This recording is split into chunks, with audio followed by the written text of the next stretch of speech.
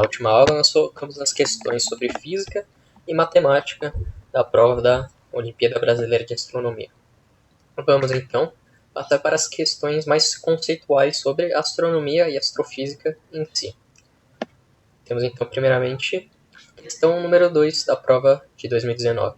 Na figura, o disco à esquerda representa o disco do Sol, como ele é visto da Terra. Ou seja, isso aqui é o Sol, uma representação do Sol, de como nós vemos ele na Terra.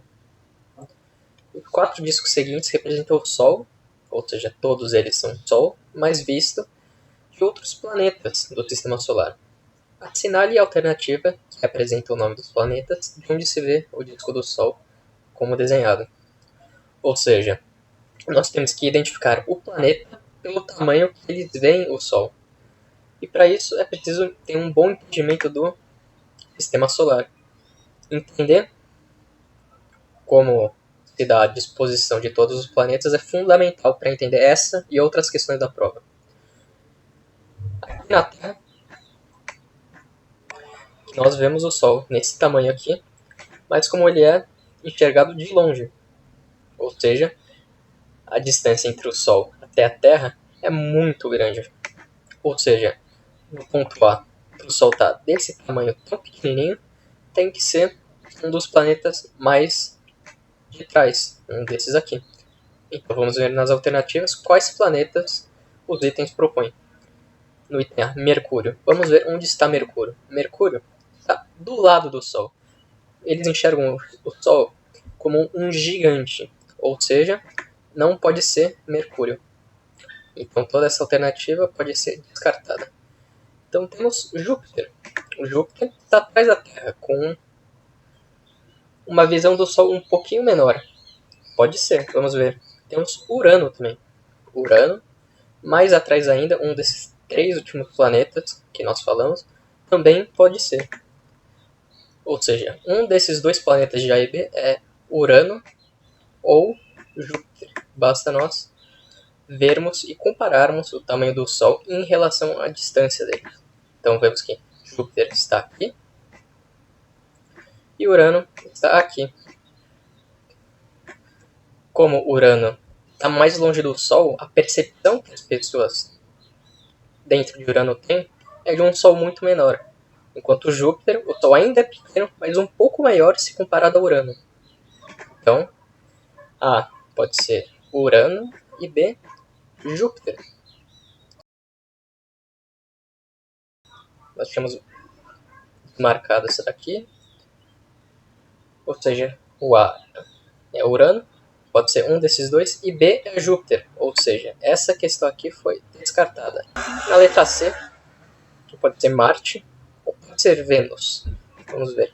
Nós temos que Marte está aqui e Vênus está aqui. Sobraram apenas 2 alternativas e elas se diferenciam somente na letra C, entre Marte e Vênus, sendo que o último item ambos são Mercúrios, portanto, este é o Sol visto de Mercúrio, representação do Sol vista de Mercúrio. Então, como nós compararíamos esses 2 planetas? Eles estão tão próximos uns dos outros.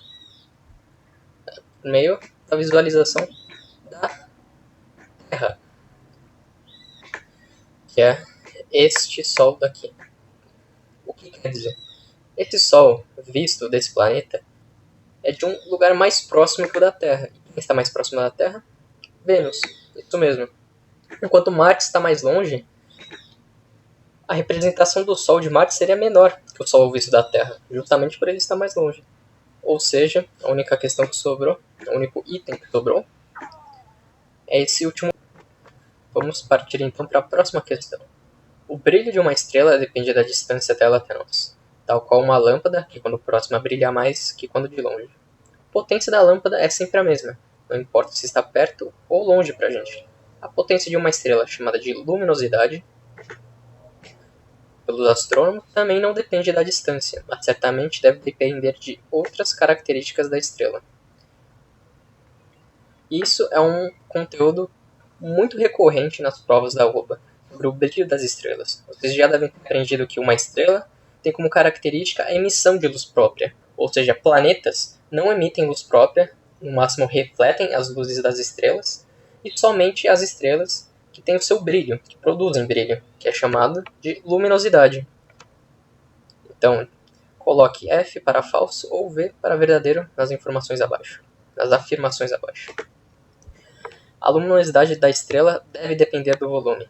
Então, se você sabe que uma estrela produz seu brilho próprio, uma estrela maior produz ainda mais brilho, ou seja, essa informação está correta. Então, botamos um V de verdadeiro. A luminosidade da estrela deve depender da distância dela até nós. Como lido no texto, a distância não influencia na luminosidade, do mesmo jeito que uma lâmpada de perto ou de longe tem a mesma luminosidade, independente de como nós vemos ela. Então é uma afirmação falsa. Devemos pôr um F de falso. A luminosidade da estrela deve depender da temperatura da superfície dela. Uma coisa interessante é que o brilho das estrelas ocorre por conta das reações de fusão e fissão nuclear que ocorrem a todo tempo dentro e fora dela. E é isso, justamente isso, que dá o brilho da estrela. Então, quanto reações mais fortes, maior a sua temperatura e as condições extremas. Portanto, é uma afirmação verdadeira. A luminosidade da estrela não deve depender nem da temperatura nem do volume. Como vimos nos itens anteriores, essa afirmação é falso, porque o brilho da estrela depende da temperatura e de seu volume. A luminosidade da estrela deve depender da galáxia na qual ela está. Muito parecido com esse segundo item, essa questão nos dá a entender que o brilho de uma estrela depende do quão distante ela está de nós, em uma galáxia mais próxima ou em uma galáxia mais distante, por exemplo. Mas nós vimos que isso é falso. A luminosidade dela, independente de onde ela está, vai continuar a mesma. Portanto, nós temos essa confirmação de alternativas verdadeiras e alternativas falsas. Essa questão sobre brilho de estrela foi um tema muito recorrente e específico da prova do ano passado, que é um tema relativamente simples, mas que pode passar muito despercebido. E como já caiu muito no ano passado, foi o tema de destaque do ano passado, não acho que vai cair novamente com tanta frequência na prova desse ano, mas ainda assim é muito importante saber os conceitos básicos disso. E essa questão foi muito importante para relembrar estes conceitos.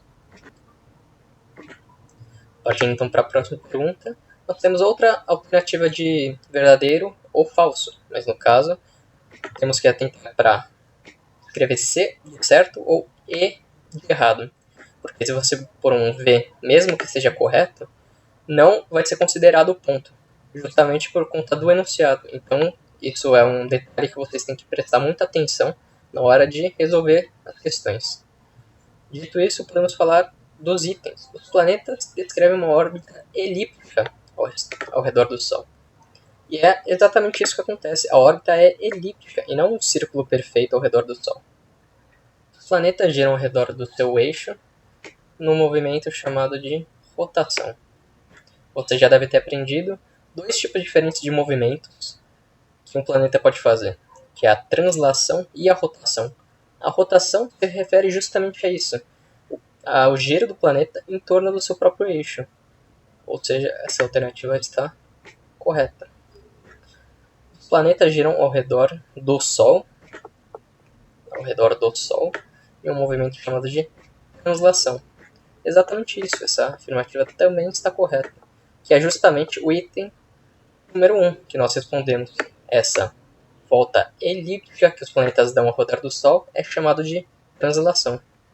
E por fim, temos a afirmação: os planetas giram ao redor do Sol em 365 dias.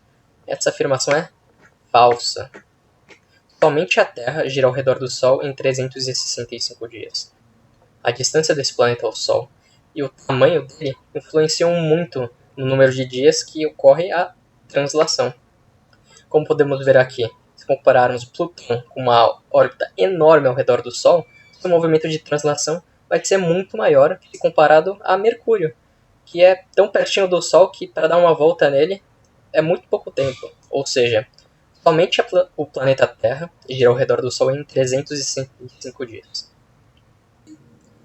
Nós falamos da posição dos planetas no Sistema Solar, do movimento que eles realizam, e agora vou falar sobre as características de cada planeta. Questão: você conhece os planetas do Sistema Solar, então coloque os nomes deles na frente das suas respectivas descrições. Então vamos ver. É gasoso. Tem anéis, mas não é Saturno. Tem forte campo magnético, faixas coloridas em sua atmosfera, inclusive uma grande mancha, rotação mais rápida. Seu dia dura só 10 horas e é o maior de todos. As características, principalmente essa última característica, ficou bem evidente que o nome do planeta é Júpiter.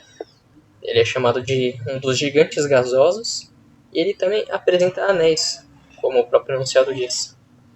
Essa imagem aqui mostra a conformação desses anéis, que nós não conseguimos ver a olho nu, e também a grande mancha que o enunciado nos fala, que é na verdade um furacão imenso de milhares de quilômetros de distância, que até hoje nunca parou e ninguém nunca sabe quando se formou. E essa mancha fica se movendo ao redor de Júpiter. Vamos então para o próximo item. Tem o maior vulcão inativo do Sistema Solar.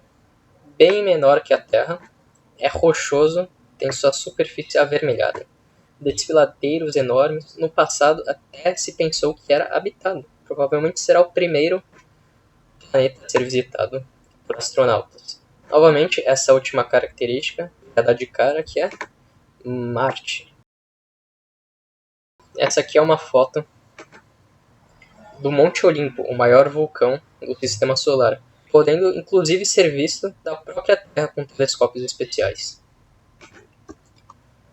Podemos passar então para o próximo item, que fala o mais brilhante dos planetas. O mais brilhante dos planetas do Sistema Solar. Seu ano dura 225 dias terrestres e seu dia dura quase 243 dias terrestres. É rochoso, volume quase igual ao da Terra, é o mais quente dos planetas e não apresenta luas. Esse aqui é um pouquinho mais difícil de se deduzir, porque é necessário que você saiba das características específicas de Vênus. Ele é o mais brilhante dos planetas, mas não por emitir brilho próprio, mas por refletir muito do brilho. A principal característica dele é que ele é o mais quente dos planetas, com uma temperatura de até 400 graus Celsius na própria superfície. Então, se você souber um pouquinho mais sobre os planetas, você consegue tirar de letra que seria Vênus. Passando para o próximo item. O mais distante planeta visível a olho nu ainda, a olho nu. Um pouco menor que Júpiter, tem os mais lindos sistemas de anéis. Gasoso, seu dia dura apenas 10,5 horas. Se ele tem o sistema mais lindo de anéis, só pode ser, como dito, o primeiro item de Júpiter. Tem anéis, mas não é Saturno, justamente por Saturno é o grande representante do disco de anéis. E ele realmente é o planeta distante, olha onde fica Saturno, mas que ainda conseguimos ver a olho nu, sem ajuda de máquinas ou nenhum telescópio. Como podemos ver nessa imagem, na qual este pontinho superior é justamente Saturno, e esse pouquinho maior é Júpiter.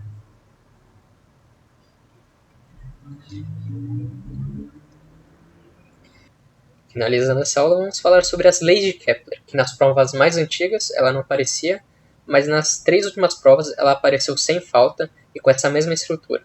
Vamos ver. As leis de Kepler são as 3 leis do movimento planetário definidas por Johannes Kepler, que descobriu por volta de 1605, que os movimentos dos planetas seguiam as leis matemáticas. As 2 primeiras estão abaixo. A primeira lei diz: a órbita de cada planeta é uma elipse, com o Sol em um dos seus focos. Sol estando aqui. A segunda lei afirma que a velocidade do planeta é maior quando está perto do Sol e menor quando está longe. E essa é a lei mais importante que vocês precisam saber para essa questão.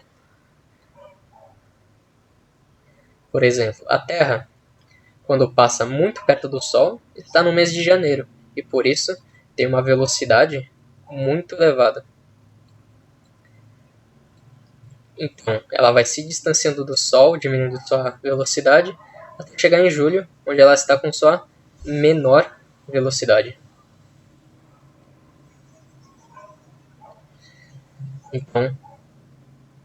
Então ela volta a se aproximar do Sol, e por isso começa a ganhar velocidade, até que volte de novo a ter sua velocidade máxima em janeiro. Então fica nesse ciclo ao redor dos meses. E ao longo de todos os anos. Pergunta assim então. Em fevereiro e março, a velocidade orbital da Terra... Pergunta assim então. Entre fevereiro e março, a velocidade orbital da Terra é maior que abril e maio. Bem, vamos ver. Em fevereiro e março, a Terra está nessa linha daqui. Enquanto em abril e maio, ela está aqui. Perceba que aqui, independente de onde a Terra esteja, ela está muito mais próxima do Sol do que de qualquer um desses pontos entre abril e maio. Portanto, a velocidade aqui é maior do que em abril e maio. Portanto, é correta.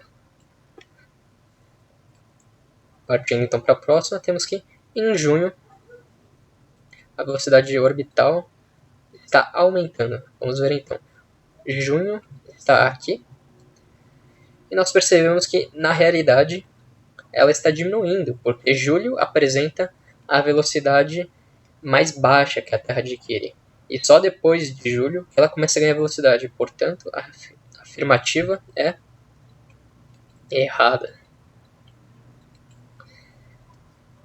No próximo item temos que, em setembro, a velocidade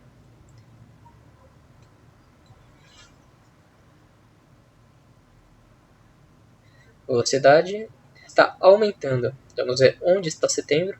Setembro está aqui. E como eu já tinha falado, o planeta Terra descreve o caminho elíptico até o Sol, na qual atinge sua maior velocidade em janeiro, quando está mais próximo do Sol. Portanto, sua velocidade vai aumentando. Então está correto. Pela segunda lei de Kepler, podemos afirmar que em janeiro a velocidade da Terra é a maior. A maior.